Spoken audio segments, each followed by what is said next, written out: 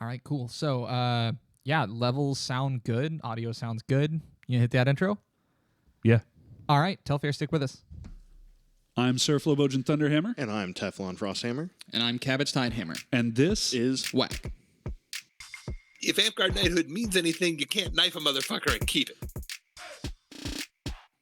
And the thing that people need to understand essentially about arts and sciences events is that your scores don't matter. Do you want a black phoenix or a white phoenix? Jeez, powers. language, man. We're Yeah, on right. a freaking podcast, for fuck's sake. we need to get you some. Mind-blowing experience, right? Hello, everyone, and welcome to WAK, where we discuss topics important to the Amtgard community at large and talk with interesting people from around the foam fighting world. This week, we are actually delivering on the foam fighting world part because we have Telfair with us. Telfair has been a longtime listener and someone that we've been wanting to get on the show for a very long time. Personal friend, and once called the very successful me by one of our good friends. So, Telfair, how are you doing, man? How you been? I'm doing great. Glad to be here. Yeah. So, give us a little bit of an introduction. What game do you play? How did you get into it? Where are you at now? Okay. So I play Dagorhir. I'm in the realm of Albion. I'm part of the unit. I'm the unit leader of Lochwald, which is the Charleston team. And mainly play Dag. I do a little cross gaming to Amtgard when I can make it to 2 or 3 events a year. And then I do soft touch LARPs where I used to do Exodune. I did Lands of Exile. And I'm about to go play a game called Brink. Oh, so you're going to get wear rollerblades? Yeah? Basically, yes, because it's Wait, an really? 80s changeling neon cyberpunk game. So where's this? It's gonna be wow. wild. Where is this at? Like It's this? gonna be in Charleston, South Carolina. All right, bye, Jeff. We'll Just see far you. enough away. yeah. I feel like Teflon is seriously like one day drinking binge away from joining a roller derby team. I just now noticed. He doesn't day drink, but I feel like that's why he's one day drinking binge away. I just now noticed, like, we've changed our recording setup a little bit, and this stuff like this gets left on the table now. Like, we have, I don't know what this stuff is or why it's sitting here. What, you don't need a ruler for your podcast? Yeah, I don't. What are we doing? So we can know how long the episode is. Go home. Bye. Okay, so we Disgustingly professional. Jeff, Yeah. say it with me. We won't take you to the hospital. Yeah. Okay, so a lot of our listeners come from a more Amtgard background. Telfair, when you say you are the unit leader, what does that mean Okay. for any of our Well- people that might not be familiar with that terminology? I want to know what the unit leader is, but first, Dag. Okay, let's discuss Okay. that. I think I played Dag once. A man kicked me in my shield. Is that Dag or Belagarth? Both. Totally both. Belagarth, they can jump off the ground and kick your shield. Oh, I played Belagarth. Dag, then. they need 1 foot on the ground. Way different. Huge, totally huge different. What about Hearthlight? You know the difference between that one? Is that one Basically, as far as I can tell, they punch you with metal gauntlets. That's the difference. Oh, okay, sounds cool. You can Excellent. drop kick people? In Yeah, Belagarth? and Belgarth. In Belagarth, Do they have the rule that, like, the bigger person can't initiate? Oh, I could never I initiate. don't think so. No, I can not I don't think there's kicking. a size rule. It's a grappling thing, if I recall. Yeah, I guess that's what I was thinking. I thought it was more armored, not bigger. Oh, I think you're right. Okay, so that's Yeah, because I can grapple people if I don't have armor. If I don't have armor, I just really want to understand this. If I am not wearing armor, I can bounce off the back ropes and come in with the leg drop on someone. Oh yeah, brother. So I guess this goes into like one of my I have a couple notes here. And one of my notes is like, newbie Dagorhir is the most brutal game in the world, but it's newbie Dagorhir. well. This Like is when you're like not worried about your percentiles or any of that, or hitting someone correctly or taking your shots, like it's the meanest game on the planet. so for people like me who still don't know what game they played. I think I played Belagarth. What are the biggest difference between Dag and Amtgard? And then we'll get into the unit leader stuff and things like that. Okay. As far as I can tell, the main difference is that there is no light in Amtgard, and there is in Dag. Okay. And there's quite a bit more rough housing in Dag, and it seems to be much more limited locations. Like, I do a lot of shield pushes. If I see a spearman in the wrong place, I'll push him into his buddy, and I'll push him into 5 more of his buddies. And if I have a really good day, I'll push 20 people to the ground, and we'll all just pound on them. So it's Amtgard with all the tomfoolery added back in. I'd like to think so, yeah. I'm not Now, opposed. I've also seen it where it's just like, it's lots of roughhousing, and that's spear tournaments, the second meanest thing in all of DAG. See, they're also like heavy weapon tournaments and great weapon tournaments in Amtgard are also mean, but it's because people get hurt.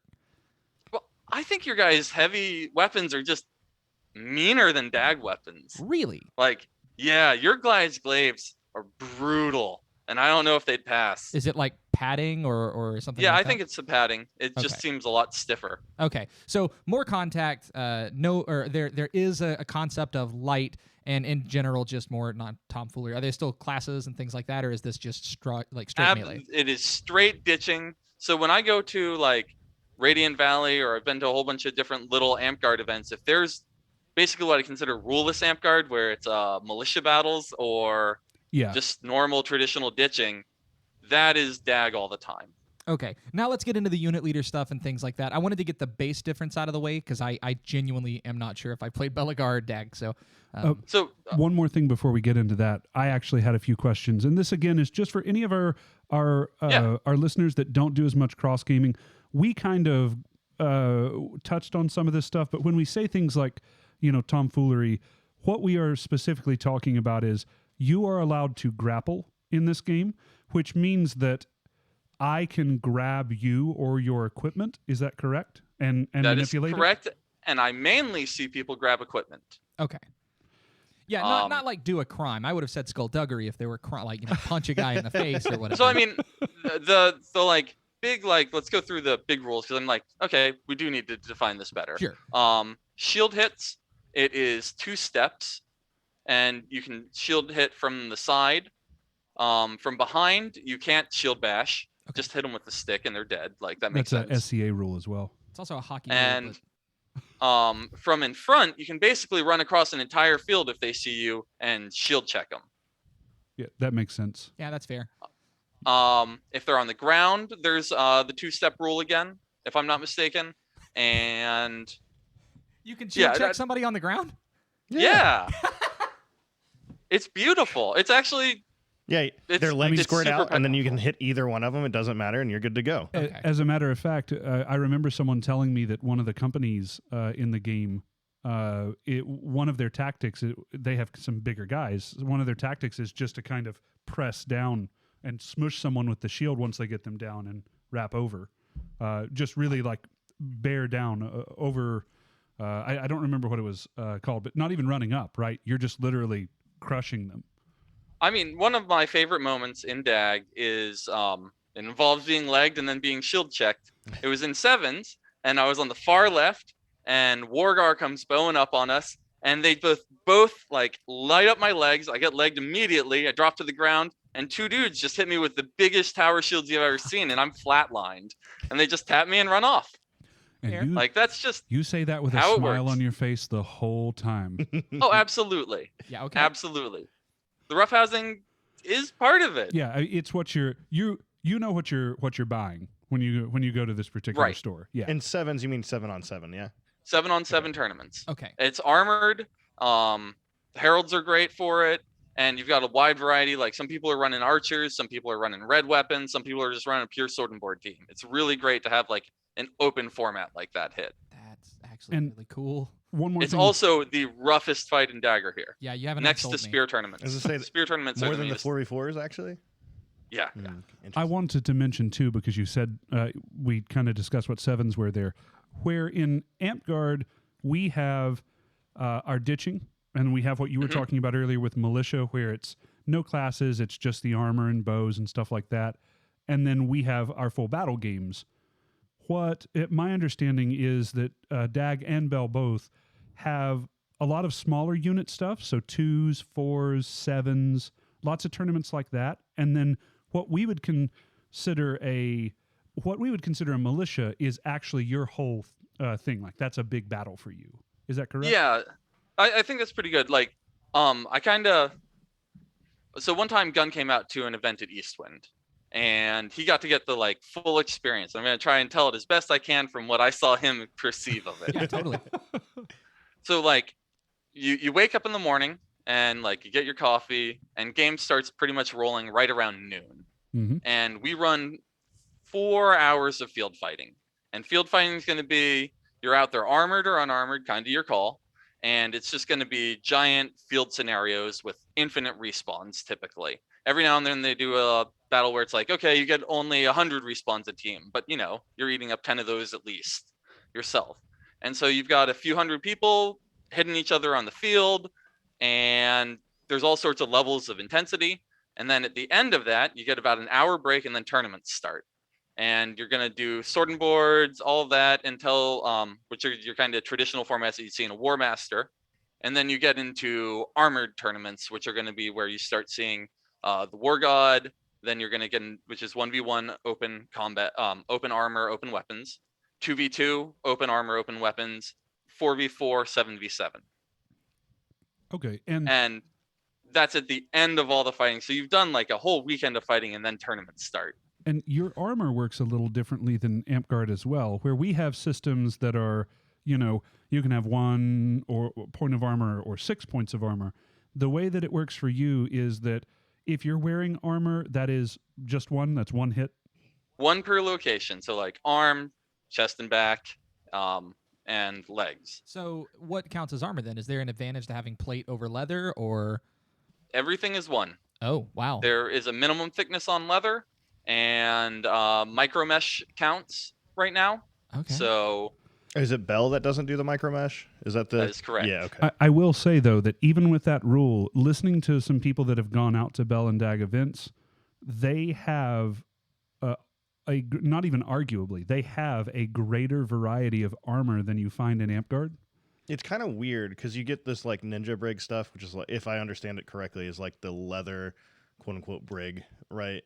And then So it's little pockets where you put a leather sliver and then you sew it up and then you have another one next to it. yeah. So Yeah, I've got a set of that. so you get that kind of stuff. You Oh, get the good micro lord. mesh in Dag, but you're not allowed to have that in Bell.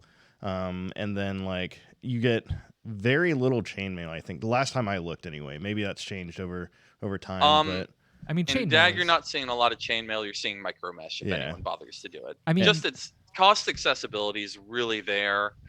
There's people pushing to lighten the leather restrictions so they can be a thinner piece of leather that you're going to find more online. Like you got people who are like, I'm going to drop $200 on this leather set, and then they can't play it in game. Like that's super frustrating. mhm. Yeah, as We far have as something. chain goes, I could make the argument that chain was always a bad type of armor and was never actually very good at all for anything. It's cheap to make. It's time consuming if your time's worth nothing. I mean, really, like, and then even in a historical sense, when most people use, you know, blunt weapons, like, what's chain doing for you? Leaving a cool imprint when somebody hits you? Man, that's one of those things that like, it's a foam fighter. I'm definitely like, I'm not that worried about what history was. Well, Like, you give me a Final Fantasy style movie. Bingo. Let's swing sticks. Let's go. Sure, but the fact that we don't see chain all that much is like fine by me because it's not actually that great. But so then nobody wears plate then, I guess, because what's the point? Yeah, mainly you'll That's see cool as leather shit. in the shape of plate.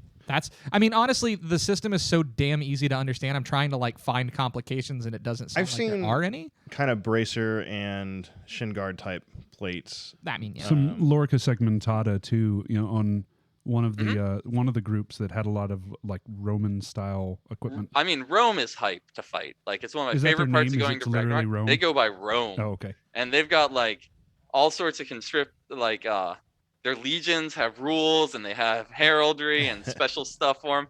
And there's some of my favorite reason to go to Ragd is to fight Rome. Like, absolutely. Okay, so you said something about unit commander, and I sort of derailed the whole conversation. sorry. Okay, so So let's go that's back just kind into of that. like that just means I founded the Charleston Field and I started a unit and we've got 9 people in it. Like, that's all that means. So this would, And What is a unit comparatively to Amtgard? that's probably what you guys would think of as a fighting company. Okay. Like, okay. I think it's a direct parallel. Okay. And then I know that there are maybe things that are larger than units too. Like you in around where you live have the Sons of Terra. Are they just Okay, another so- unit, or are they? Okay, so this is my unit. This is Lockvold, Oh, cool. and this is the Realm of Albion. Okay. And Okay, yeah. SOT and Lockvold and the Iron Wolves are Albion. They're the 3 arrows of Albion. Okay, Okay. so this would be like a kingdom for you, would be your realm Yes. of Albion. And then this is all of the units that are underneath it. And you don't, correct me if I'm wrong here, you don't have what we would consider a traditional park structure like, That's what I was about to ask. yeah, like Amtgard does, where like you have to like turn in a contract to the park and there's paperwork and board of directors involved and all of this stuff. There is paperwork, and there is an organized park, Okay. and yeah, Okay. that's about the limit of it, though. We don't have anyone we elect beyond, hey, who's stuck doing the year's taxes? Right. So, yeah, this is where I was getting confused as well. So, if I were to come play Dagorhir, I'm not part of a unit, but there's still a park I would go to where presumably other folks are also that aren't necessarily part of a unit. Or how does that work? So basically, I mean, it's the free soul theory, is that you've got people who are free souls who haven't joined a unit, you got people in a unit, and then everyone's part of whatever realm they happen to park with. Okay. So like Albion is basically the realm of I-26 South Carolina. It's Greenville, Columbia, Charleston. Okay. Cool. It's one interstate route that meets once a month and has a muster. So the three of us could come out to your fight, to the park that you fight at, and we would be then Absolutely. considered free souls. We would, if we need to I like mean- sign a waiver or something, then We'd get you to sign a legal waiver, and you'd be fighting Dagorhir, and like unit organization or like fighting company organization, like everyone would recognize that we've got, what is it, Maelstrom and Triad. really rude right now. triangles. Yeah, the triad. Triangles. Yeah, triads. Yeah, but you wouldn't have to be like, you'd write down unit triads, done. Yeah. Okay. Okay, that's really cool. So it's still strange to me as an Amtgard person that it's not like players aren't sorted by parks. That to me is confusing, but I understand it enough that like if I showed up, I'd know kind of what to do. That's Realms generally are 1 or 2 parks combined. okay. I mean that makes sense. That's easy. So how many realms are there then? I have no idea. Okay, that's fair. That was a totally left field question, but we have Yeah. like 23 kingdoms in Amtgard. Oh yeah. So there's a lot of there could be Yeah. hundreds of realms in your game. Absolutely. Okay. Cool. Do you have companies that are cross realm? We are a weird unit in that we are a Charleston unit. Most units, also Columbia is weird in that they have Sons of Terra and Iron Wolves, and so they're basically just Columbia people. Mhm. But a lot of other units are like multi-state, multi-city units. Okay. Okay. So I recognize I'm an odd dog in that, but hey, No, that's fair. That's actually really cool. So unit commander fighting for your city is freaking awesome. I used to play rugby, and like playing for your city is like a really cool thing to do. We have the Vols here. We have the Tennessee Volunteers. We have nothing to fight for. It's sad. It's unfortunate. I say this as a college football fan who watches UT play every year. It's whatever. You just got to say Knoxville, and you're fighting for Knoxville, and suddenly you're good. We got Yeah, the Ice right. Bears. True. That is fun. Next time that you're in town, we're gonna go to an Ice Bears game. We're just gonna watch the fights. That's literally Is all. that the hockey team? It Yeah. is. Yeah, that's our It's local our- it's hockey. I'm down. Fever I'm team. 100% down. It's What actually makes you think I like fighting? yeah. I don't know. So yeah, the cabbage is dead. I'm dying. It's tough. Mm-hmm. So one of the other things that I wanted to touch on that I think is kind of a big difference, and maybe this could have been, we could have covered some other things first, but this is a big one for me. The culture in the two games is very, very different. Both Wildly different. yeah, and so you know a little bit about both of the games. Walk me through some of the cultural differences that you've noticed from one to Okay. the other. The first one I've picked up on is that there's a difference between Amtgard and Dag in that you guys feed everyone every event, and you feed them a lot as far as I can tell. And I'm just of the opinion, like, I don't need to feed you to fight you. And like, Your preaching to Jeff Long's choir.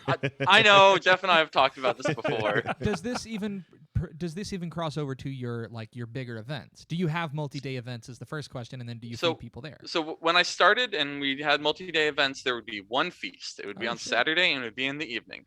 And then that culture just disappeared because everyone was like, man, it costs so much extra for someone to organize this feast.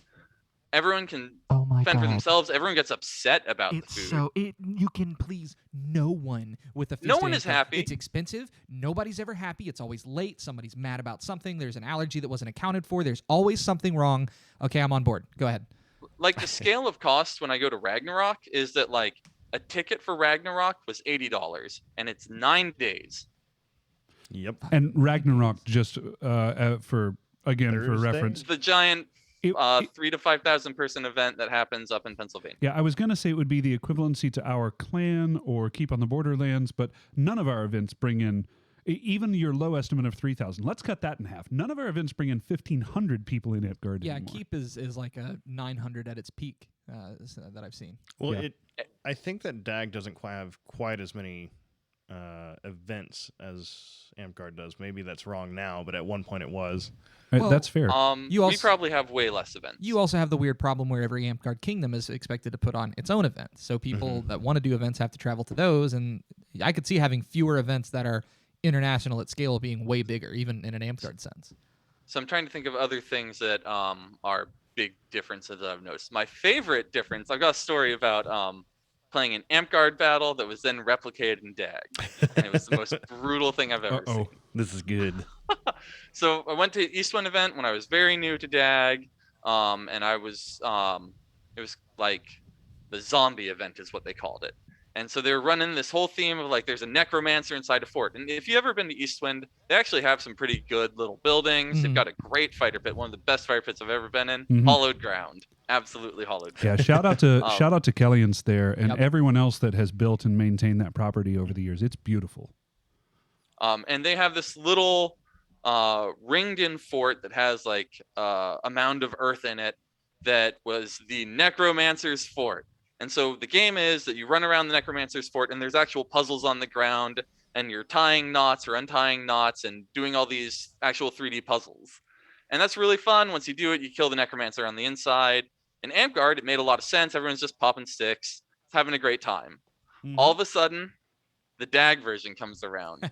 And so if you ever fight with Bell, he's a pretty smart guy. And he was like, I am great at puzzles. And we're all like, okay, you do the puzzles. Like, no one's going to fight you on this. Yeah. Go do the puzzles. And so we're like milling about, fighting in front of Bell while he's doing a puzzle. And I hear from inside the fort, I hear 3, 2, 1. And I'm like, oh. And all of a sudden, 30 people pile out of the fort and just shield rush everybody. And here's Bell just staring up from like, he's on the ground, like working a puzzle. And he just stares up and you hear him go, oh no. So like brutal moment, great for Amtgard, lots of little things to be done, little questing kind of style stuff. As soon as it happened in Dagorhir, huge safety risk. I mean, it still sounds fun. We've actually been making some moves in some of the rulebook changes that we've made to kind of bring ourselves more in line with some of the other games as well. Like, Okay. we allow shield and weapon manipulation now, so you can't Yes. bash, but you can. You know, you and I, when we were in the tournament in 2016 together, had a moment there where the refs kind of called us to a stop for just a moment because of some weapon manipulation that was perfectly legal. That like there was no problem with it at all. But it's at that time, you know, this is still kind of new. Yeah. That was the same tournament that I started perfecting my violent Jedi mind tricks. Is that just where? Okay, I won't guess. What is Partially your advanced, violent partially Jedi? violent. Yeah. Violent Jedi mind tricks are like, it happened to Clover, so you know, this is who the first person I did it It's to just Clover. was. Yeah. So he'd had like a wooden board that he was fighting with, and like I came in real aggressive on him, and there was blood, and everyone's like, "Oh my God, blood!" And I was like, "Okay, I'm sorry." because he bashed himself in the face with it. And we continued, and then we went off to spar later, and I was like, okay, man, let's fight. Sorry that happened in the tourneys, that there was blood. And so I go in and I do the little boop, boop, and he bashes himself in the face again, and there's blood. And I'm just like, not touching people, but bang. That's always been So a risk in Amtgard, though. Like, you can get a stab to a board or something like that, and that part's always been legal. And if you hit yourself in the face with the board, then you just shouldn't go board. I've been saying this for years. And so later on, I went to a Lands of Exile tournament, which is a soft touch tournament, and they aren't fighters. And so I kept doing the newbie check on people, and I did this to like 3 people and threw them to the ground just by, and they tripped. So those are the violent Jedi mind tricks. I like it. Yeah, I'm a fan. I mean, Flo has talked on the show before about doing not violent Jedi mind tricks to patches. Yeah. Is it where you're, during the day fighting and everything else, you're like, oh, you're doing really great. Yeah, I just can't seem to whatever. And then you hit him in the tournament and you just stroke him right out. Follow up on that. Oh, So, that's brutal. yeah, I hype him up the whole thing. It's like, you've been doing so well against me. And so he called me as it might have been an hour and 10 minutes after that episode came out. And he's like, all right, motherfucker. You think you're clever, don't you? I said, no, I know I'm clever. So, okay, big cultural differences. The events thing is huge to me. I had no idea. Honestly, Trials. yeah, I was going to ask, and I think this is related. What do you guys do about like awards and belts and knighthoods, things like that? Because that's huge in Amtgard, and I don't know what you guys have as a... So there's a interesting cultural shift happening that some people are pushing for knighthood in Dag, which like I think when Dag and Bell split, a lot of the hard feelings were basically, okay, well, a bunch of knights left Dagorhir, so we're just not going to have knights. And I think there's a recent push to start bringing them back in. Like we got Xander, who's one, we've got Bell, we've got Picnic, who's a squire right now, Ram's a squire. Like you're starting to see a lot of people that I've known for a long time getting into the knighthood game. So I think it's a recent shift that there are going to be knights. So how does in knighthood terms work of in your game? basically, if you say you are, you are. Fascinating. And back it up on the field if you so feel it. Okay, that's fair. And my understanding too, and maybe this is a Dag or a Bell thing, I'm not sure, but my understanding is that if you are a knight and take a squire, you set tasks for that squire to accomplish that work towards the knighthood. Yeah, if you talk to a couple of the people who are doing their like squire trials, like they've got a whole bunch of people who are like, Ram's got a set of armor he has to make because he's under Gorg. He's got a whole bunch of combat trials that he's already done a bunch of different steps on. Damon is one of Bell's squires, and he did a whole bunch of combat trials so far. I don't know too much about most people's actual personal journeys, but they're supposed to be very much like, hey, you and I are going to talk, and we're going to come up with yours. You don't have to be the best fighter there ever was. Typically, we expect you to be better than your knight was, though. Okay. What exactly is a trial? Like, is there a standardization to it, or is there kind of like a weird thing to it? I mean, there's Goblin Trials. So, like, for levels of goblins, they have, like, different kill tasks. So I think that it's pretty wide and varied. There's, like, the Blade Masters who are, like, we're supposed to be an equivalent of a knight without needing anything but the ability to kill. Okay. And so there's, like, the 5 or 6 houses of the Blade Masters. I'm going to get in trouble for not knowing all these facts directly, accurately. This is aimed at an Amtgard audience. You're fine. Yeah. Yeah, okay, great. And so, like, a while ago, a whole bunch of the Blade Masters were like, okay, we think we're the best red sticks and great sword fighters in the lands. We're going to make our own special red sword house. So This is the it's house neat. that Red built. Yeah. Yes. So I guess trials confuse me. There's no standard. So a trial could be something as simple as like, get me a beer. I'm sure. Oh, like, fuck. Wow. Like, I got Yeah, some it's- PBR in the fridge. Do you I think really? for anyone who's like got standardization understandings from Amtgard, like they're like, I can't believe that we are allowing someone to be a level 7 warrior when they didn't used to be able to. When I hear someone have that argument coming from Dag's perspective, well, who's gonna say they? Like, I know you guys have a whole bunch of standard but from my perspective, you are what you say you are, and back it up on the field. Yeah, that's fair. In many ways, this is, and I apologize to our listeners if you heard a little bit of a breakup there. We had a little skip in the internet. Sorry. Oh no, it wasn't on your side, I don't think.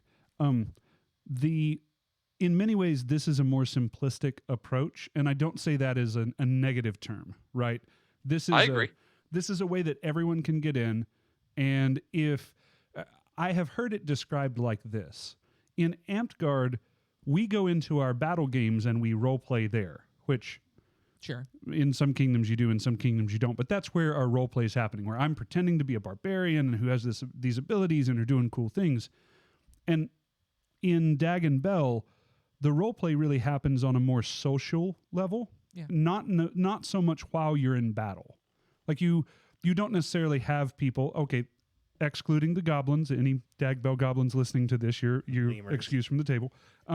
But everyone else, like the combat, the actual like sit down combat part of it is much more of just a combat focus, and then the role play is more like you're doing walkabout at night and things like that, and a lot of it's going on. Absolutely. Well, and I mean, I imagine you also, because of the way your stuff is structured, you have more like war stories to actually share at those walkabouts and things like that. Like that's Well, yeah, I like the sheer amount of fighting I do at a DAG event is way more than what I get at an Amtgard event. That sounds Like about especially for group fighting. Like if you are interested in group fighting, DAG is the game. Interesting. So I actually kind of like the simplicity of the system, and what I'm getting as a vibe overall for DAG is that it's just simpler in a lot of ways. Like the armor system is simpler, the knighthood and award system is simpler. It's just back up your shit, I guess. You know, be good enough or don't. Yeah.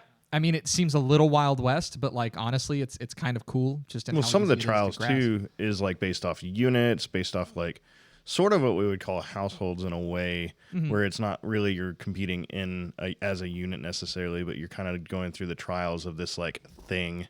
Well, I'm not really and- sure what to call it necessarily, right? It goes back to the interview we did with Sir Gulwin, where it's talking about setting your own standard. Yeah. And like you can be a sword knight and only get your 10 orders and then just walk off and call it good enough, or you can say I want to be a warlord and that's what's important to me. And it's just sort of that here as well in a much more boiled down format, which I like. I want to move on for just 1 second because you said red sticks, and to me that is just a red sword. Red is a class. So the classifications for Dagorhir are blue and red and green. Oh. Green is something that stabs. Blue is something that is under 47 inches and does not go through armor. Red is something that is 47 inches or greater, weighs more than 24 ounces, and cuts straight through armor. I'm colorblind. That would undo me. So Well, yell red. yeah, normally Yeah, they're it's yelling. you have to The yell it when you actual- swing it. Yeah, Is it's that- not the Yes. color of the Okay. weapon itself. It's the classification. Like we Okay, have cool. shorts, longs, blah, blah, blah. Right. Theirs are just much more simplified. And It's like when someone yells shield breaking Yeah. for you, and Okay. they swing at you. Okay, that's cool. I get that. Then that's fine. Do you have restrictions on the classifications? Like for us, a flail can't be more than 36 inches. Could you have a red flail? You cannot. Okay, so the rules of DAG stop red flails from happening. It can be red length, but it degrades to normal blue. Thank you, Nuggin. Oh man, I got so excited for like 1 second. No, I did not get excited. I got terrified. So in this system, then bows would be green because they're stabbing only. Correct. Okay. And the scary part about bows is they count as a double green, which is two-handed stabs. Two-handed stabs go through go through shields. Not shields. I'm trying to say armor. I made everything sound terrifying. No, you're fine. Double-handed spear goes through armor. That And makes so sense. bows also go through armor. So it's an insta wound or kill. Another weird, I was going to say weird. Another thing that is another difference between the two games is Shots to the face. Yeah, not only shots to the face, which you can shoot people in the face, which I want to. with bows only. Yeah, with bows only. bows. And rocks.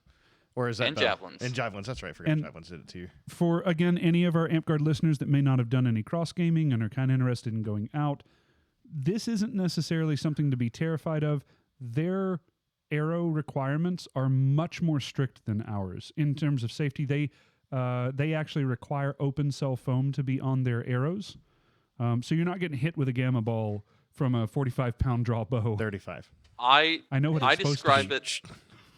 I describe it as a punch from the world's meanest baby. Yeah. No, legit. Like I got surprised at like probably 21 feet full draw, basically, one of the times I was playing Dag.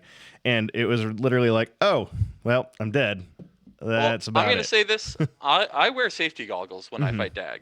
Fair. I should wear safety But I goggles also when wear fight them when I Amtgard. fight Amtgard. Yeah. I was going to say I need to. I've had that discussion with Jay before, I believe. I mean, honestly, though, I got it the first time you ran it past me. Like red, green, blue. I understand how it works. Simple. And there's one more thing with arrows that is going to be a big difference here.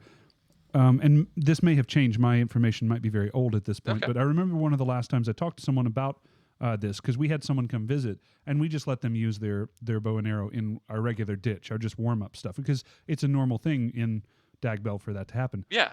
They saw us swat an arrow down with a weapon. And we can't swat them. Insta dead. yeah, they were horrified. Because talk us through like Okay. how the bow rules work. For Okay, so if an arrow is shot, it is on path. And if it touches your sword and you haven't moved your sword and it's just like off path, you say, oh, it would shoot past, go past, not hit me, just say off path. If it would hit the sword and hit you, you say dead, or whatever it would hit. If it is going away from you and you slap it down, that's a penalty, you're auto dead. Yeah, I mean, it could potentially damage equipment, so it kind of makes sense. Everyone is like, oh, the other game's dangerous. When I see monks slapping down arrows, I'm just like, they whoa, shouldn't be slapping I them. know. They should be, but control the fist catching them. Well, intercepting is what we should be doing. intercepting with velocity from the tip of their sword. No.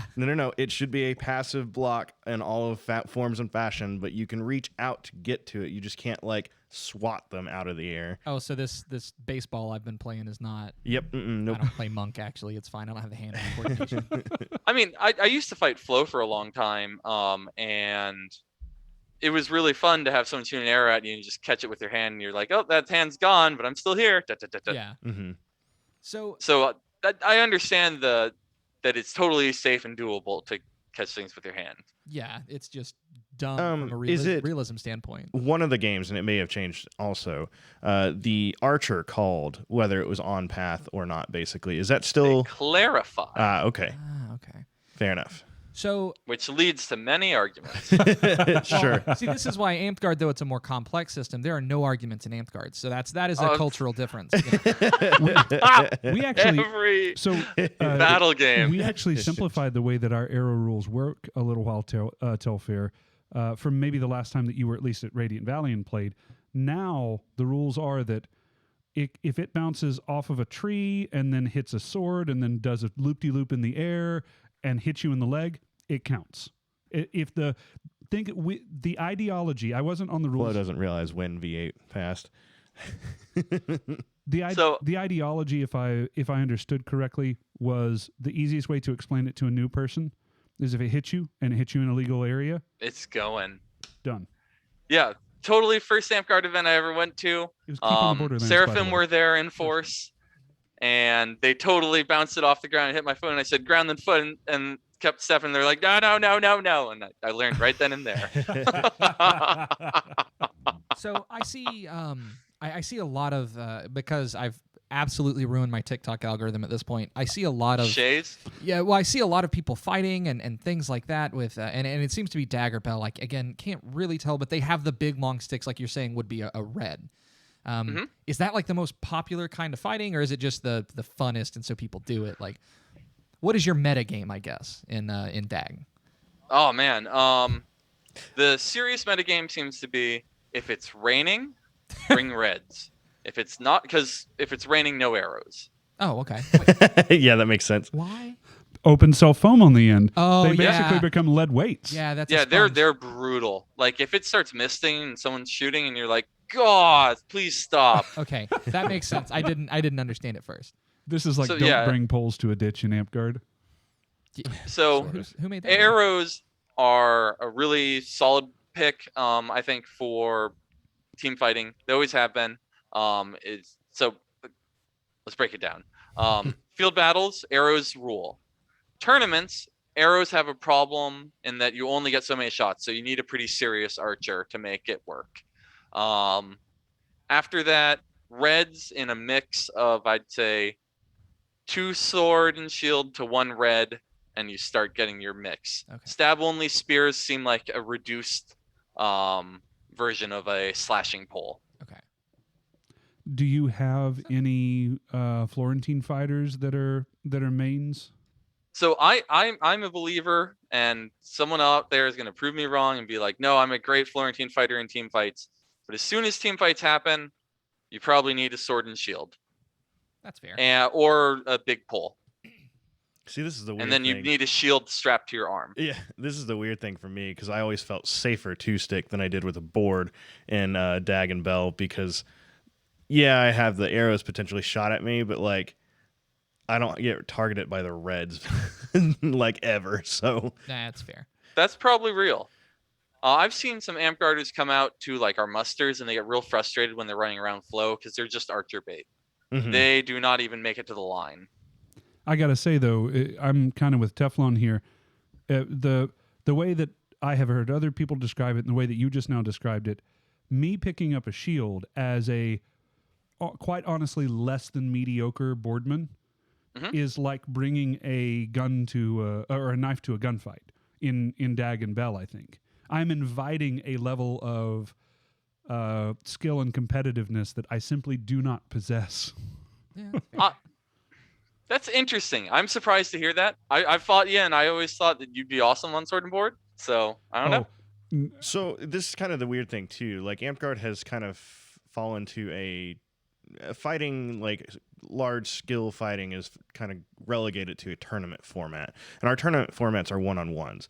So we get a little bit different meta as far as choice of weapons, where there are definitely 1v1 style tournaments and stuff like that too, but team tactics and team stuff is much more prevalent in Dag and Bell than it is in Amtgard. So I think that's 100% true. Okay. And I don't know. I would encourage anyone to show up and fight flow. Just understand that you're playing dodgeball and then getting skirmish fights. Yeah, I was fortunate that there was only like about 4 archers on the field whenever I was fighting at There was only 6 and people stuff there. like that. No. So, like, I want to put in perspective that I've got a unit that's only ever been 11 people big. Right now, it's only got 7 active members, and I have 3 archers on my team. Mm-hmm.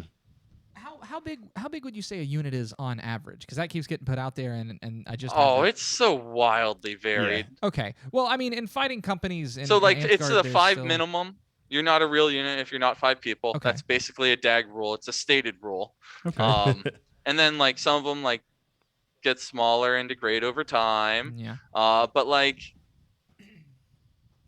yeah, that's the minimum size, and some of them are like really big units have like 40 or 50 people show up to an event. Oh, shit. Okay. I didn't know. So when you mentioned unit battles, I didn't know if they were like ever in like an open field scenario where it's that unit of 40 versus your unit of 11 So or 7. like when Rome shows up, there's 80 to 100, and so like DAG has some really cool battles that are like 1 life battles that they're like, okay, everyone get on the field. Everyone who likes drumsticks on this side. Everyone who likes Splatoon. the wings over Flats. here. Yeah. Flats, thank you. And you do that war, and then once they get a couple of those like warm-ups in, they're like, okay, get into your units, and now it's everyone fight to be just the last unit members alive. Now get in your realms, and that's real fun. This is something that I think that Amtgard could bring to some degree back. One of the ways that I've heard that Dag and Bell sometimes balance teams is moving units or fighting companies around rather than like splitting them.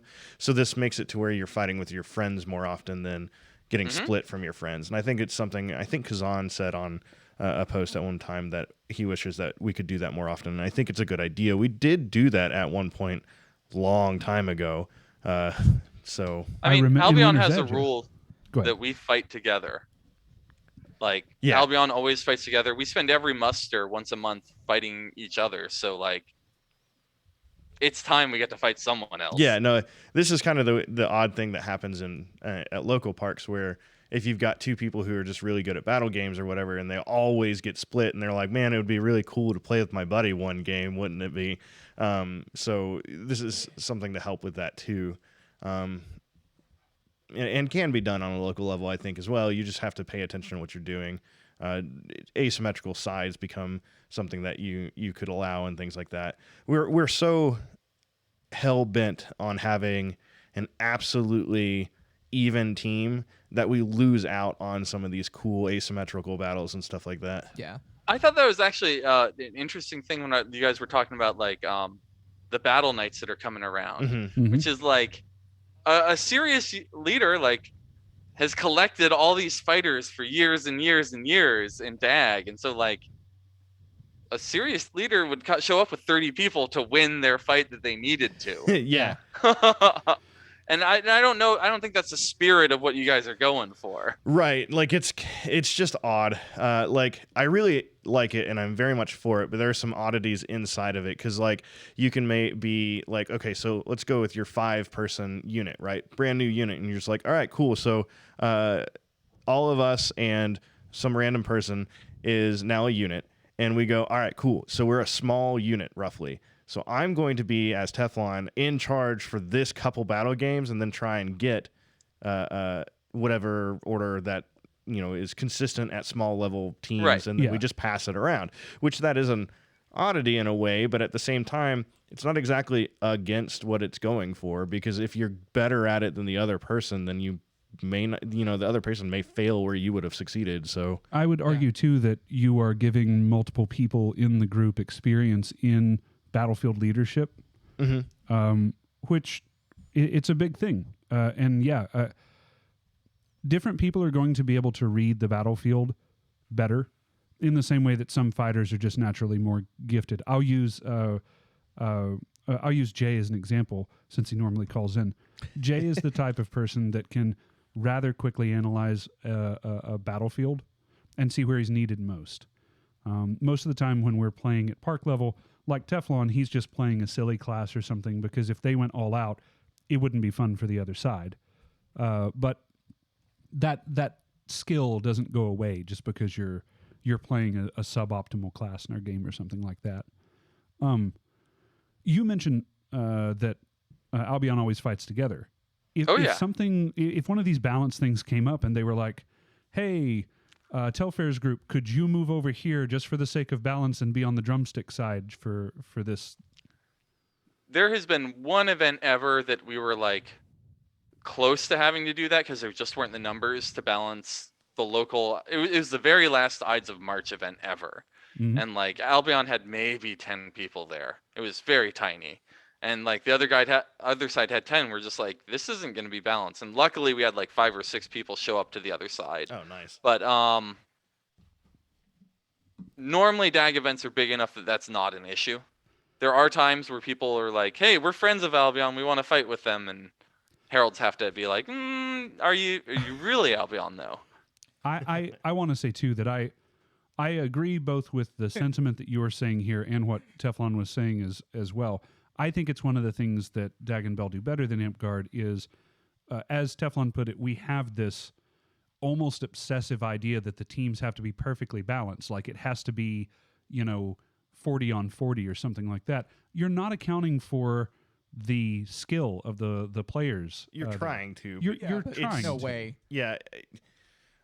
It's so hard to do because it's kind of a just by the gut split that we end up having to do, because there's so many variables inside Amtgard between classes and how the objectives are laid out versus, I don't know. It's just and fighting in general, just DAG regular has fighter a skill. pretty lazy way of like being like, okay, how do we find balance? And they're just like, fight. And then they do like 2 or 3 and they're like, this looks wrong or this looks okay. And then they're like, okay, these are the sides. Yeah. Well, And that's the system. And if someone was sandbagging, it's about to show. yeah, I guess in Amtgard, the thing that confuses me in Amtgard, because Teflon is absolutely correct. There's this obsession over having perfect balance so that everybody thinks the game was fair and whatever else. Ain't no thing. Well, I'm just going to pass the question to you guys. Can you name one battle game you won? I'm weird and can. Okay. Flo? Oh, yeah. Flo, who's a normal person, can you? Yes. Like outside of some extraordinary circumstance, I cannot think of, and I'm not saying that it doesn't matter, but like in that moment when your team wins, it's awesome. But then weeks, months, years down the line, does it really matter? Because it was just that event that was fun. Yeah. Like I can remember battle games I've been in, but I don't remember if I won or lost. I think It's amazing to me because from a DAG perspective, I'm like, I got a list. Yeah, I do. As a matter of fact, let me pull it up for you. Like, And see, this Yeah, is like- the weird thing with it, right? Like, you have a list, and you're like, well, I fucking won drumsticks, because fuck those guys. But, like... hey, hang on. No, like the big one that was like a Coke bottle being shook for a year was Ides of March, the Goalie Battle, which is the meanest battle in Dagorhir supposedly, and it just doesn't seem like it's Dag anymore. Right. It's a real thin corridor, and there's brambles on one side and a steep hill with brambles on the others that you have to walk through when you die. And it is one of my favorite fights ever. I will never do it again, and I'm glad that the site is closed to us, basically. Oh, really? I'm glad I got shook up to do it one time real serious, and then it was done, but it was one of my favorite wins ever. I guess The other one was the Realm versus Realm battles, and Albion took a year that time, where it was just Albion left, and there were some beautiful moments where we hunted down the Greeks and stuff like that. I can understand wanting to win as a realm, right? Like that's an honor that your whole group gets to show off, and that's really cool. And I might be like the outlier here in that I just don't care who wins battle games. Like I think they're fun and I enjoy playing in them, but unless it's a pub stomp, I'm generally fine losing. Well, there's the difference, right? Like, Dag and everything can fight with their friends at all points and times. That's true. So you have a vested interest of like, oh yeah, everyone, let's go do the thing. Whereas Amtgard, we get stuck on all these random teams and everything. So like, we can't really just rally behind a flag at any moment in time. You said stomping the Greeks, and my mind immediately went to Hedonist Bot. Like Telfair and his friends are coming over the hill, and he's, oh no! It's essentially Albion's that. here." It's essentially that. So like the realm battle starts and like we Kill like the show. We're done. Oh, I just now saw that I redlined too. I'm so sorry, audience, for getting so loud. so like we've got one group that starts next to Albion and we're like, hey, we're cool with you guys, right? And they're like, oh yeah, we're cool. And like we start walking away and they like draw bows on us and it's just like, no, it's over. They aimed. Yeah. And so like we got Xander and Damon on like two opposite sides and like this whole shield wall coming in on them, and it's just like a wolf pack just collapses. It's beautiful, and no one gets hit. And then we go jog under this hillside and we like crest over the other side, and Sarah Scruggs like takes a whole bunch of pictures of us, and it's this beautiful picture that every person on the team like had as their background photo on Facebook for a while, except Aiden because he was out of the picture. I love Aiden. And so this whole team comes rolling up on the Greeks, and they're like we are a costume unit, but they have joined up together. They're not specifically a fighting team. And just like Albion rolls around them again and eats a second unit. And then we come up on a third. And then we finally have to start fighting Ohio, which is a serious group. I know they probably have a realm name, but I like it better just being Ohio. Ohio, yeah. Is it the it's Ohio so unfair group? that I don't know. No. It's It's so fine. unfair. They are now known as the realm of Ohio. Wasn't Wargar in Ohio at one point? Or Yeah, I some of mean, it? that's where like Kelty and Paulo and Wargar, and that's the Hidden Temple team and Wargar. So like that's a real fight. Nice. I love the Hidden Temple team idea. I'm stealing it for another thing. No, we can't. I already ran one. Yeah, I was going to say, it's already been run. I mean, beans. the Hidden Temple team is the Sparmy Bros. All right, I love that. Yeah, no, Have you guys not seen their podcast? No. I haven't No. seen it. No. No, they're awesome.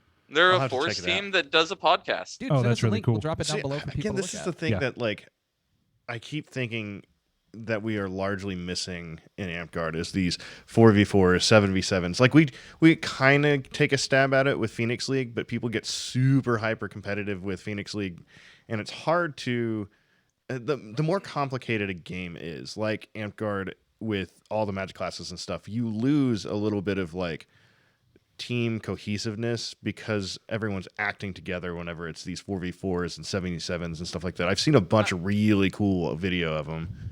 I mean, the hard part is the more rules are in something, the less pure and like, is that me? Like, Mhm. I've played. This is a ridiculous thing to say, but I played a wizard in a LARP, right? Yeah. And not like, not Amtgard style, but like Exodune, where like I'm like Packet any throwing. blade that Yeah. hits me, I just say no. And I can Mhm. do that 3 times, and then I can spend a skill and 3 more. and you put a Dag fighter that says no to 3 hits in a row and can do that every 2 seconds, I'm invincible. Right. So like, that's not Telfair's skill. Right. That was a whole bunch of rules coming together. And so like, those don't feel as sincere a thing. And I think that's the middle ground that Amtgard is between Dag and a true soft touch. Yeah. Yeah, in And- Amtgard we kind of consider those an equalizer, right? Like I may Right. not be great at swinging stick, but I can remember this spell list. But Yeah. that's what I think is something that we can actually pull is like we can run militia 4v4 like 4 horsemen style tournaments. We can do something like that. We can have a system of a game that's like Ding the Bell but more thought out than Ding the Bell. That's a 7v7 thing. So there's an objective and a life count kind of aspect of a 1 life thing or something along those lines, so that we can do some of these like unit/fighting company battles and bring back the valor of having a group of friends together that fight together. But it's just unexplored. But the Battle Knight stuff might be bringing that thing back, because that is an option towards the upper end of that award, is winning these tournaments. So all of these things can have like direct cultural transference, basically. right. Like, Albion still meets every other Saturday, essentially, to do Amtgard. Like, there's a little park inside of it, and I'll travel up, and we'll just basically do everything we do in Dag, just with an Amtgard speed stick, and we're doing full speed ditching, and it's great. It's a little different in that 2v1s aren't as favoring the 2, but that's a micro tweak. Yeah. It's fine. Well, I mean, that's kind of also a cultural thing with red weapons and a quote-unquote ditch, right? Like, you guys have reds active all of the time for shield crushing, where even though it's a weapon style in our games, ditches typically don't have shield breaking in them for whatever reason. I will say it's really nice to go to an Amtgard park and just not have hate swing reds at you. Yeah. I mean, It's just so nice. It's calming. It's relaxing. it's your moment of zen. Not having a lot of people doing 12-6 shots on you over and over again. I hit hard, but I don't hit red hard. So you mentioned that you have these musters once a month. Do you meet more First Saturday frequently? every month. Do you meet more frequently than that, like as a unit? Do you guys meet more frequently to practice, or? Charleston has open practices that anyone can show up to. They happen twice a week. They happen on a Sunday and a Wednesday. Okay. Sunday is our full field fighting day, and Wednesday is our dual practice day. Okay. What I was getting at with that question is there may be Amtgarders who want to try this, and it is a question of, do they have to pick Amtgard or Dagorhir, or can they do both? Oh, they can absolutely do both. Yeah. It's just we haven't chosen to set up an Amtgard day because we think that would be a over dilution and we'd steal from both games. Yeah, this is the issue of like, which town did you start in? Oh, well, you're playing whichever game because it's more active in that area, basically. Well, Yeah. It was super mind-blowing because it turned out there used to be an HFS team in Charleston. I didn't realize that it was spread that far. What is HFS? High Fantasy Society, 3 guys in a bathtub. Okay. What the Yeah, fuck? 3 guys in a bathtub kingdoms. Yep. What is 3 And guys we in a had the bathtub? farthest east kingdom that just randomly happened to be in my city. You don't remember the I 3 do. guys in a Yeah. bathtub? Sorry, it took me a second. Yeah. It was so non sequitur, 3 guys in a bathtub, that my brain could not latch on to what it was supposed to mean. I get it now. It's fine. So there was this crazy overlap where Dag and it just happened to overlap in the same city for half a year. And so we went up to fight with them on their last 2 practices. And I would send them messages that were hey man, I'd like to fight. You free to fight anytime? It could be any field anywhere. And I told Aiden about this, and he's like, Gary, here's how they're reading it. Fight me! I'll meet you in a field. I'll take you on anywhere you happen to be. We're gonna fight. It's super intimidating, Gary. I love- it. I like love a Aiden good to wrestling death. promo. Yeah. I love Aiden to death. I wanted to fight him so badly the last time that they were up at, or I guess down at the ANS Symposium. And Indian Springs. Yeah, and I was just coming off of a pretty bad foot injury. So while Aiden is shield spinning around the field and things, I'm just hobbling after him going, yeah, and me too. He killed everyone on the other team. I'm not being hyperbolic. I don't mean that he threatened them. I mean, his sword literally killed all 18 or so people on the other side of the field.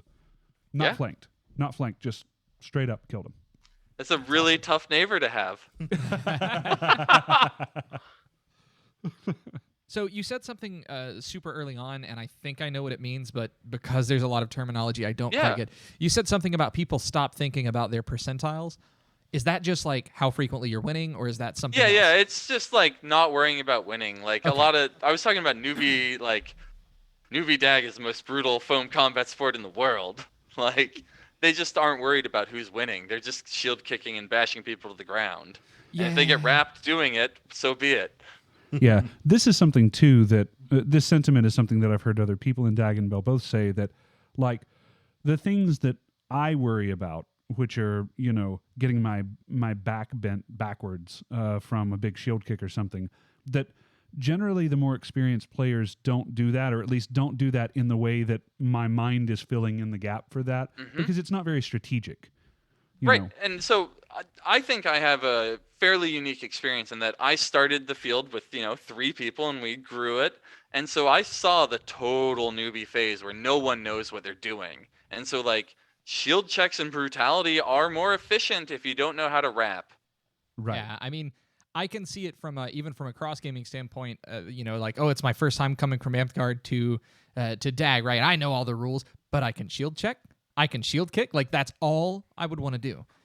Yeah, Gunn, when we first learned about them, before he went up to the event at Eastwind Castle, we did a practice on field, and the very first thing that he did was drop kick Bunch. Beautiful. I mean, Bunch didn't go anywhere. Gunn just fell. Gun bounced across the room. Yeah. Great. I'm glad he learned a lot. Yeah. I can understand it from a newbie perspective, even if you're familiar with other games. You basically, when you do the newbie check, which is you just shake your hand real quick and you see how they react, and if they flinch all over, be ready for them to be brutal. Oh, God. And newer fighters in Dag just hit hard. Like they don't know where their shot's going and they crank. It's the same here too.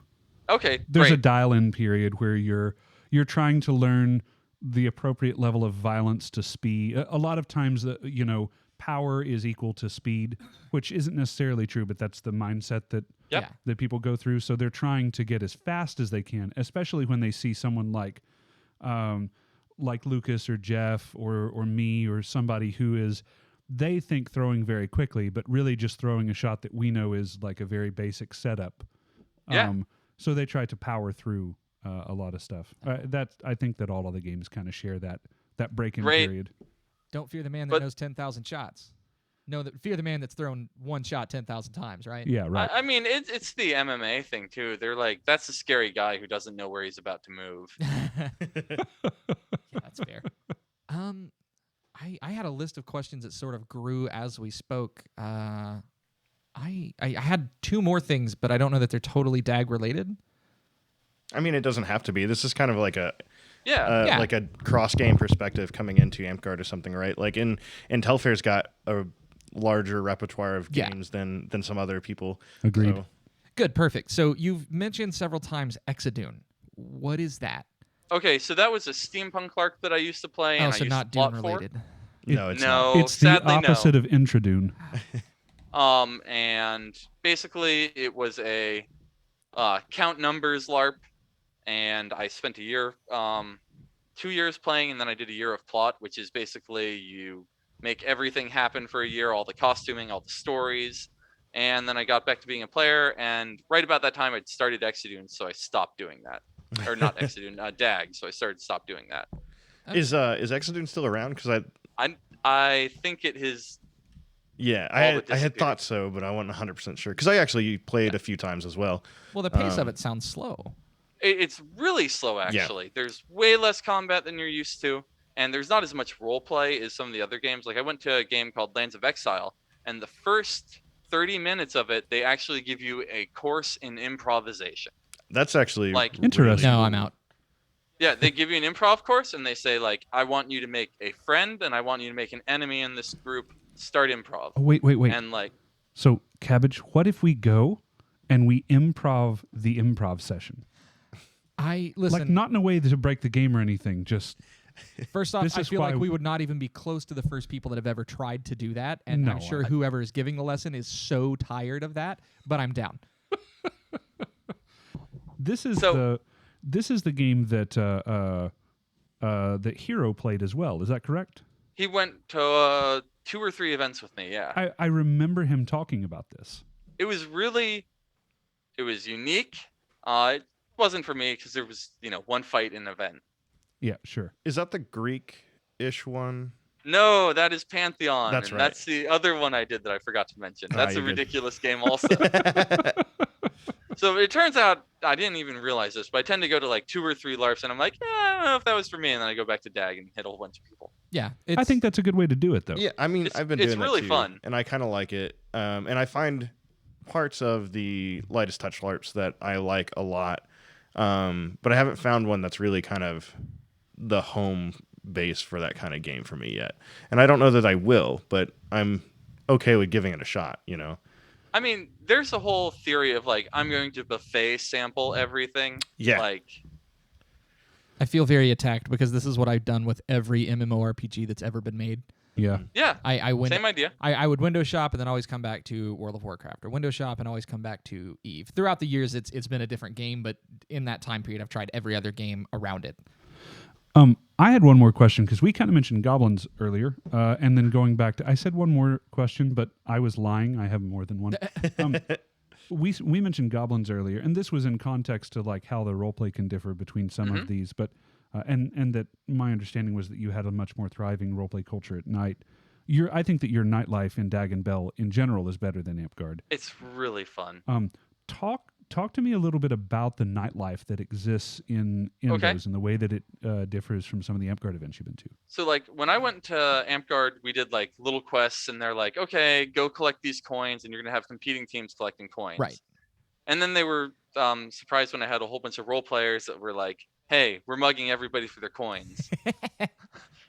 And so No quest designer could have ever seen that come up. And so with Dag, I've seen more quests actually happen at night. And so there'll be like some dude in amazing like fall armor is what I would refer to it as. He's like is a druid in fall armor. And he's like, I need 5 people. And you're like, man, I don't know if this quest is for me, but I think it's for you, you, and you. And they go and they have a great time. What's the movie? All I need to know is who's coming with me. And what car are we taking? I've legit my favorite quest I've ever been in was actually ran by some of the Durdemirian people, and it was just it wasn't quote unquote Belgarth at the time. It was like, this is our quest day, and then we're just doing it, and we use Belgarth as our base rules, and then here we go. But as far as layouts go, they had the best quests I've ever been to. So my experience with night fighting is mainly we have a big ditch pit and people have beers around it and everyone watches. Like there's a huge community cheering on the 10 people who are fighting right now. And when they get tired, they come out and, there's still 10 people in there fighting. And that's my favorite part. It's just like a community that talks about fighting, watches fighting, gets tired from fighting, and then continues again. Mm-hmm. I'm here for that. Well, this is where some of the really cool videos that have come out of Dag and Bell that I've seen have been as well as those night fights. Like there's one where this female archer fires and then catches her arrow out of air and re-knocks and fires again. That was a kind of a meme-ish video that was going around.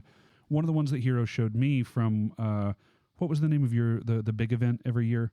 Not Ragnarok. Yeah, from Ragnarok was the pit where someone comes in running kind of a down spear and sweeps someone's legs out from under them and then brings it down pretty hard on him a couple of times. And Hero's showing me this video in the light of like, look how cool this is. And I'm watching it and thinking, I don't say this to him, right? Because he's just so excited about it. But I'm thinking in the back of my head, if that was my company that was in there and they watched that happen to one of our company members, they would be coming over the fences on that dude. And not because he's done anything right. Like it's a cultural difference, right? Like, oh, we've decided to choose violence tonight. Great. I mean, both sound very fun in their own special ways. Yeah. And the man in the back said, everyone attack. But that's like my favorite part about the nightlife is there is a lot of fighting typically. At Eastwind, there's that like ringed pit that is just great for having a beer and talking about fighting and watching it at the same time. Yeah, that sounds amazing. I've seen some trials and stuff happen like right before night or at night and things like that too, where they grab a bunch of people and it's like, hey, you're a good fighter. Come join our trial for this guy and things like that too. You got to come One jump of my the guy, blood in, meanest- blood out.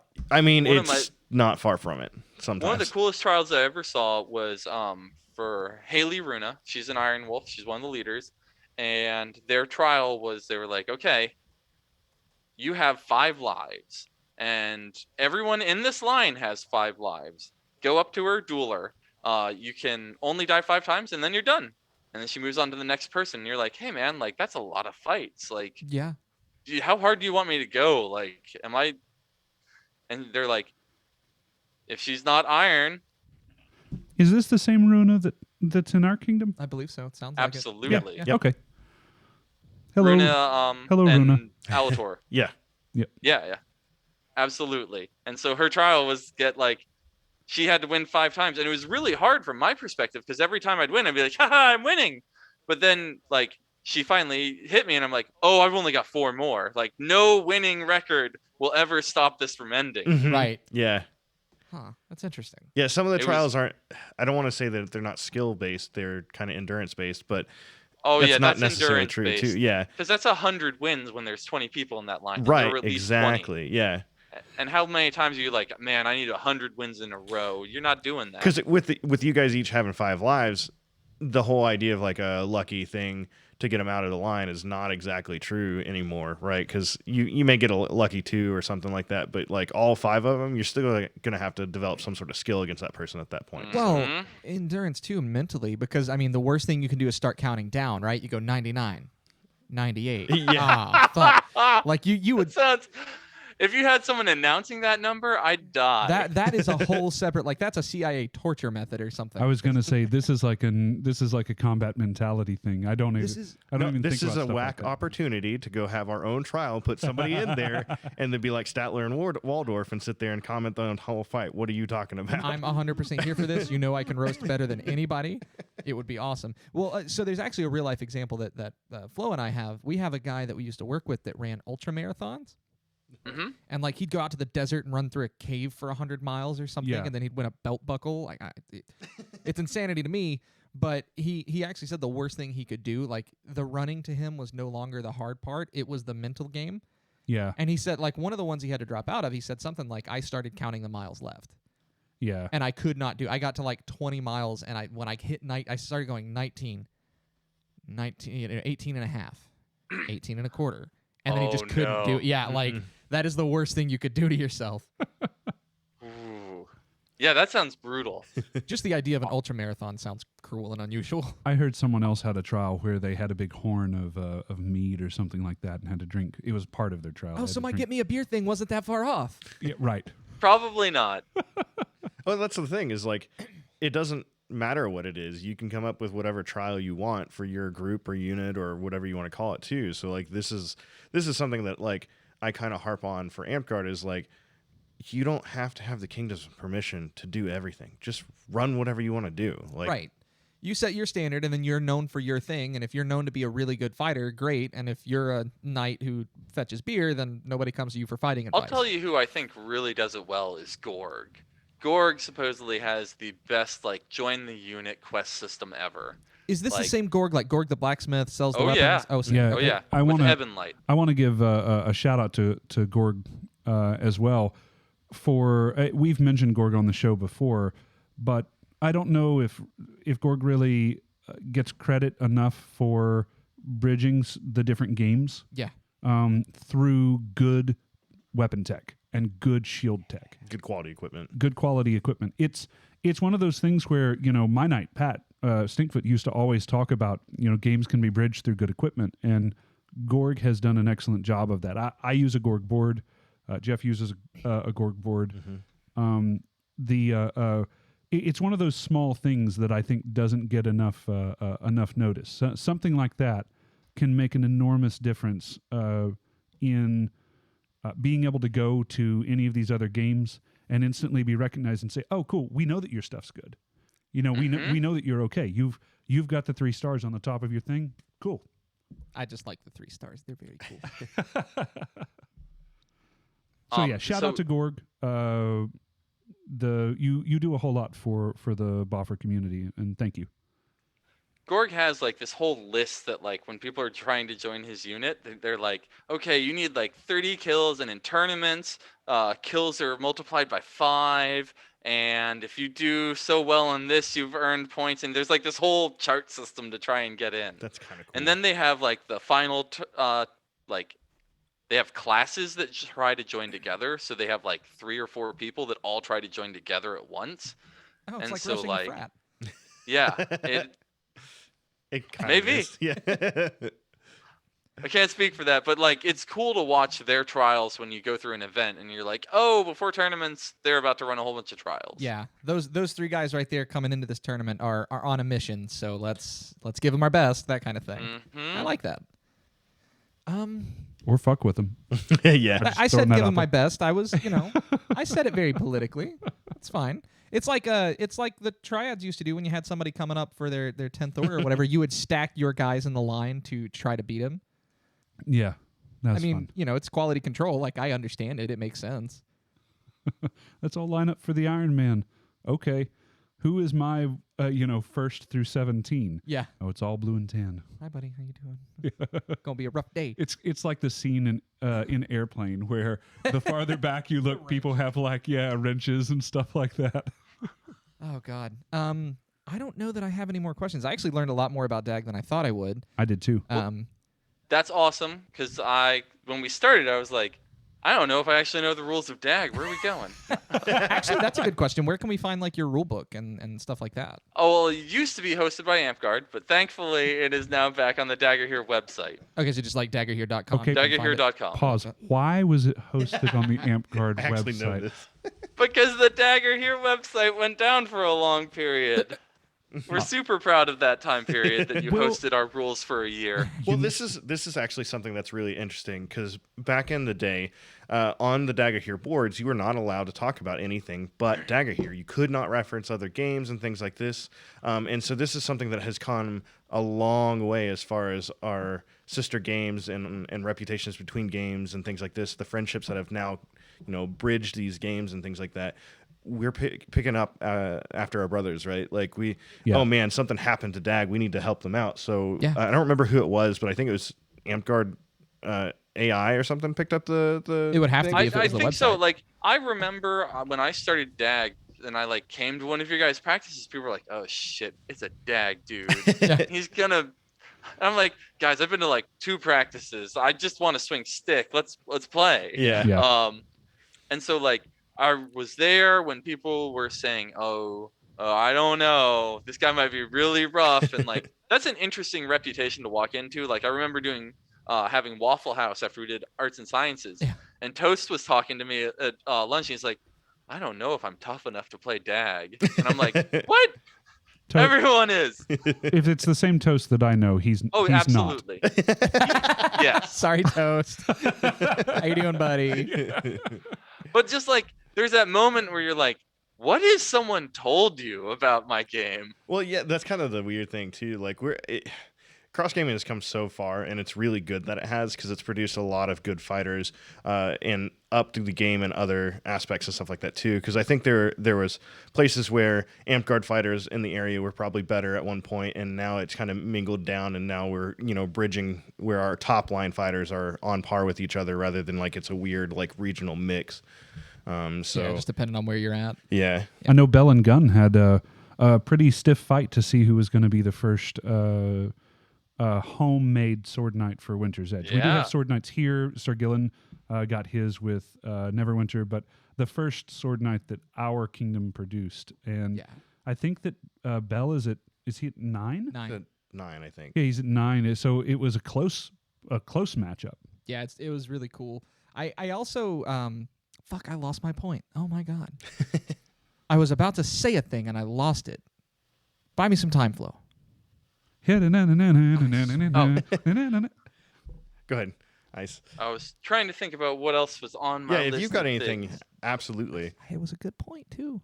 Oh, it was going to Olympiad. I've got a ridiculous moment at Olympiad because I decided to put in my first arts and sciences entry. Oh, I remember into this. Yeah. Olympiad.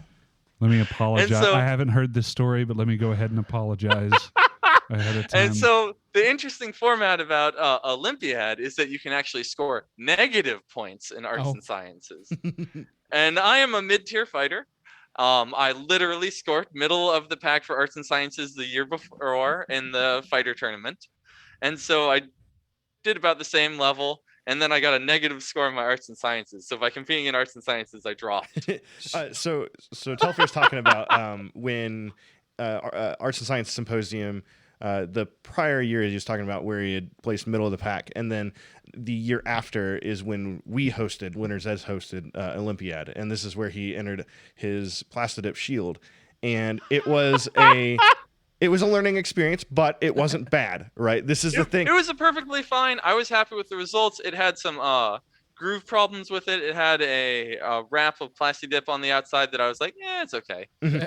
It's a perfectly legal shield. It's very usable and all that kind of thing. But because the format for Olympiad is so competitive on an arts and science format, it got kind of weird because that's the first any arts and science thing that you had ever entered too, if I remember right. Absolutely. Yeah. So you got, and so I'm like, let's throw it in with Olympiad. Oh, it's legal. It's never been on a local or kingdom level, Right? And certainly never at an Olympiad before.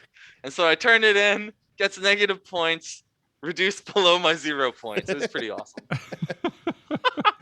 And the funny thing is, I think it's a bad shield, but in totally different ways than the judges, because I think the center of gravity is wrong and it pulls my hand weird. Yeah. They judged it for its painting and its finish. Wrong. I didn't know Olympiad could go negative, because we've always said, like, hey, if you turn in a weapon for an A&S competition, like, you get a 3 as a minimum. Well, it was the averaging system that was done at that point. It's an average with a negative. I didn't actually get a true score negative, but Right. when you did the combined system, it was. I Still can't not remember great. exactly how. It's where you subtract 3 from the scores, I think, so that you take out any. What is it? It's to stop flooding the market. Yeah. Yeah. Okay. And I totally understand. I just want to rag on you guys. No. It's Yeah, fun. that's fair. It's absolutely fair. Like, because I actually don't care for that like averaging system of it. Well, Yeah. but I don't care for our 5-point system to begin it with. wasn't embarrassing till I went to my next Amtgard event and someone was like, oh, Telfair, I heard you had a real hard time at Arts and Sciences. And I was Did I? like, what?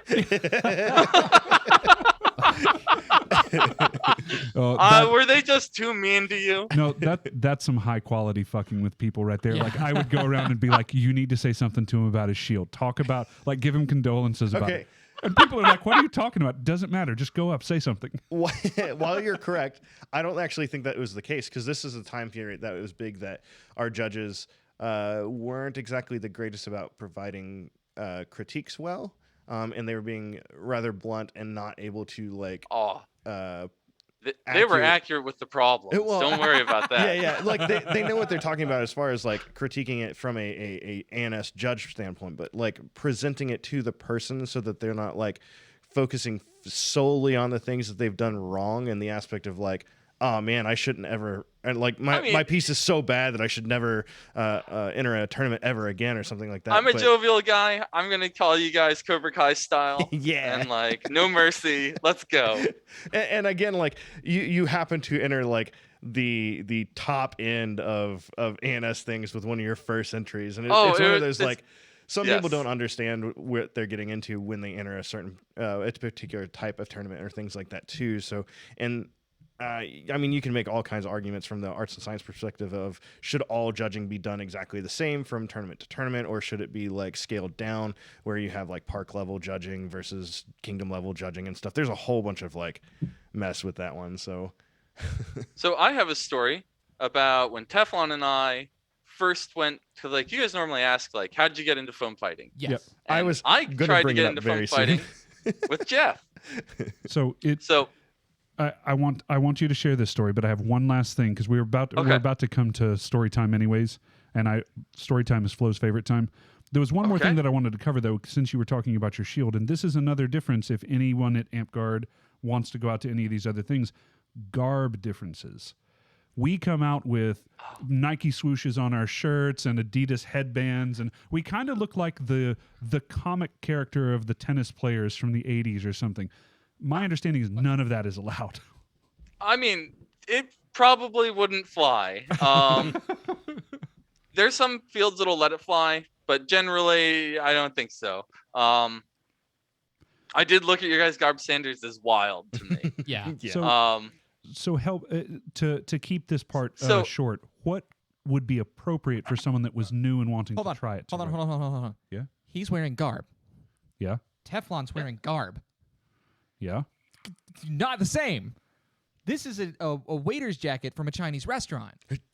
That would fly, I think. Yeah, I'm pretty sure. Would it really? Yeah, there's no modern logos on it, and it's Oh my god. roughly like a monk-looking kind of thing or something like that. So it would be fine. I think Jeff's would fly. This is like the standard view I see of it. Okay. Maybe not all the embroidery stuff. It's clean. Like I showed up at your guys' game at the Arts and Sciences in my wizard costume, Yeah, which it is was just great. a straight up business wizard, got the leather hat. And Patches looked at me, he's like, "What are you doing?" I'm like, "This is your game, man. This is what your book asks for." Yeah. It's I can just certainly what picture we it would too like. with Justin's super dry delivery. Yeah. What are you doing, man? Yeah. Okay, so garb standards are different. That's an important thing to know. I guess on your first day, They out, it are. probably won't get you kicked off, but like, try. Yeah. I mean, your guys' pants are normally right. It's just you wear the jerseys typically. Yeah. And like that's that interesting spot where like I'm seeing it a little more in Dag. That's almost like the German jugger uniforms. Yeah. That are starting to slowly happen. Yeah, Like- it's a fighting company thing too, where like fighting companies often have jerseys for some reason. It's weird. I mean, Why my are you unit looking at has me? a whole bunch of like Under Armour style. It's got the unit logo, got the realm symbol on it, and like that's our T-shirt we wear places. And if we're feeling super slack for practices, we don't do garbed practices. Sure. In Charleston, Yeah, this is a dress up when you go out situation. right? Yeah. As it should be. Yeah, we're wearing this because we had a fighter practice earlier today, and this is literally what we wore there. I saw the Facebook post from that. When do you guys practice? That's so early. It looked like. 5:30 is when we start. 5:30 on Tuesdays is our fighter practice, and then regular park days are Wednesday. Or not, my God, Sundays at 1. I tell new Sundays people at too. 1 I get. Yeah. Just like we do Wednesdays at like 7:30 because we got tennis court lights that we turn on. So maybe that's nice. why we can Yeah. do it. We don't Yeah. have a lighted place right now. Yeah, we don't really Yeah, have it's a real hard thing to find. We go underneath the pavilion and play slip and slide on the Oh, yeah, if it's smooth, wet, it's bad. concrete. It's straight Yeah. up bad. All right. There's a so- moment where I Oh no, Go go ahead. for it. Go for it.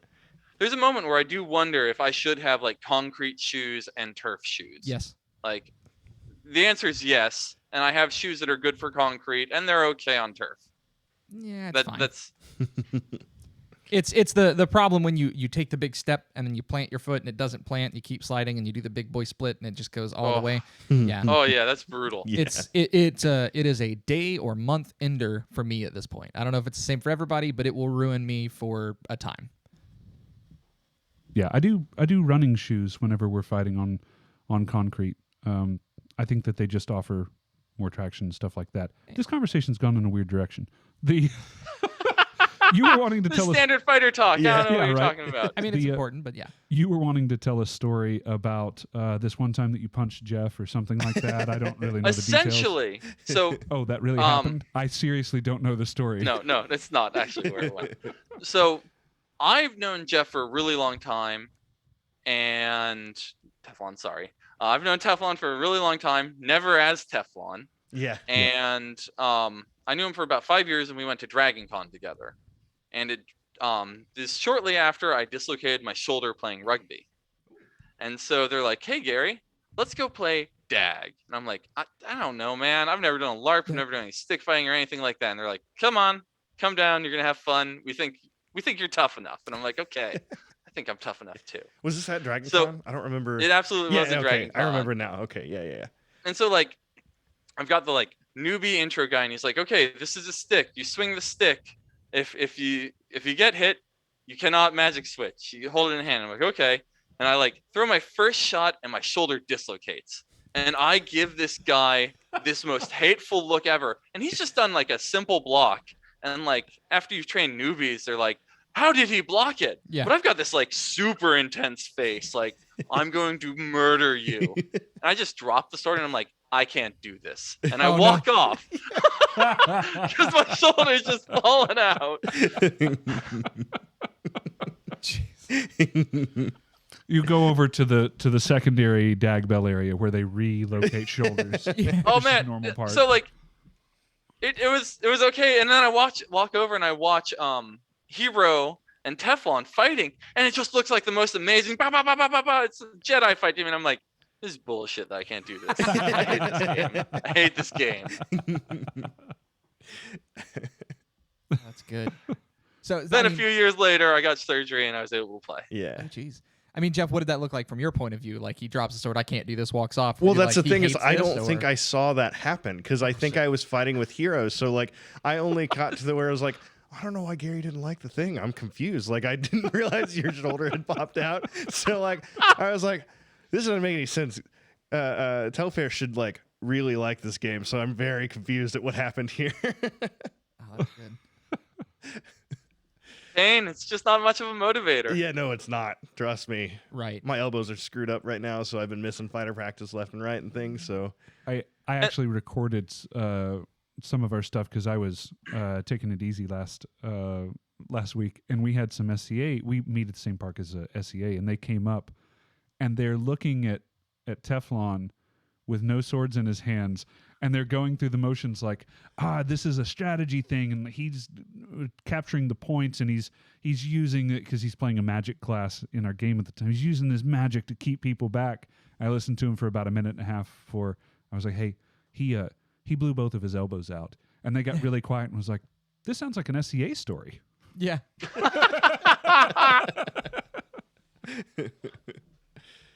Oh man, that was fun. Do we want to call that story time, or do you got another story for us? Because we usually I've got another one. I say we Go usually ahead for wind it. down with a story time, but we usually prompt you first. So if you've got one more for us, you've told Story time several. it is. Yeah. Okay. So at Ragnarok, there was something called the King Battle, which is another one life battle that happens at the end of all the like realm battles and all those things. And the King battles, typically people like tour the country and they're like, hey, I'm running for king. Fight for me when it comes around. And so Trowan is from Albion, and he's like, I'm going for king. And he did a little touring, but I don't think he did a lot. And he's like, I'm going to be king. And so leading up to going to Ragnarok, I like had a dream. I had a dream about the coming up king battle. And I'm sitting there and I show up, and we always show up like 5 minutes before any fight. Like whenever we drive somewhere, for some reason we get through weapons check like seconds before the fighting starts. Perfect. And I walk up, and in the dream, Trowan goes, Gary, I need you to be on my honor guard. And I'm like, oh, God damn it. Okay, yeah, let's do honor guard. And so like in the king battle, they actually do have people who like, I'm going to fight for your king. And they like suddenly like betrayal and like slash down the king in the middle of the king battle. So like the honor guard are people you really do trust. And so in the dream, we finish the fight, and it's just Trowan and me, and he's like, Gary, the rules are you have to kneel or I'm not king. And I'm like, well, I can't do that, Trowan. And I charge him and he stabs me, and all of Dagorhir laughs. And I'm like, I wake up and I'm like, oh, fuck, that's not fun. I definitely don't want to be on our honor guard. So we're driving up, we stop at midnight, we launch at 5 a.m. We get to Ragnarok, and weapons check closes at like noon hard. When it closes, they don't check any more weapons in. And like the car gets stuck, and we like get it out of the mud. And like we get through weapons check in just like 5 minutes to spare. And we get to the field, and Trowan looks at me and goes, hey, Gary, can you be on my honor guard? And I'm just like, no, dude. And he's like, please be on my honor guard. And I'm like, okay, Trowan. And so the field battle starts, and like I've just watched Wargar stomp like 5 people into the ground and smash them with weapons. And Trowan goes, Gary, back rush them. And so like I take like 3 steps to like get 5 guys, and I just slip through like 10 feet of mud, and I just roll up to them in front of them. And one of them goes, and shield checks me down, and like 5 people slash on me and stomp on me. I'm just never been so relieved to die.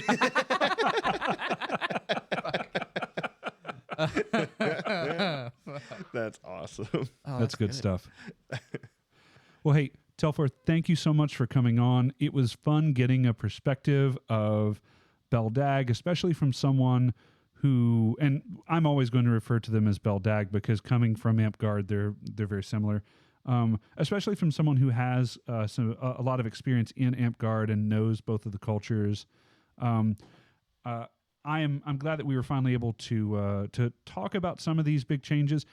If any of you are interested in trying out Dagger Bell, we are going to have a link to the Dagorhir page in the description, and that site has a map to all of the. Well, if It has a map, but also the Come Try LARP map is amazing. That's what I was going to say. Okay, then we will just continue promoting Come Try LARP on every single episode. Not hard. Yeah, I know. Thank you. That's my Husband. preferred way. So go to Come Try LARP. If you're interested in trying any of these games, there should be some information on there. If it's not, hound your local groups until they put it up there because Come Try LARP is an amazing resource. Yeah, I think you ready to go ahead and roll us out? What? Absolutely, I am. What? No, let's not. Hold on. Lefty's not got it. Let's not hit the. Hey everyone, thanks for listening. If you liked what you heard, be sure to subscribe to our podcast on YouTube or Spotify to get notified about new episodes. And make sure to follow us on Facebook for announcements and more.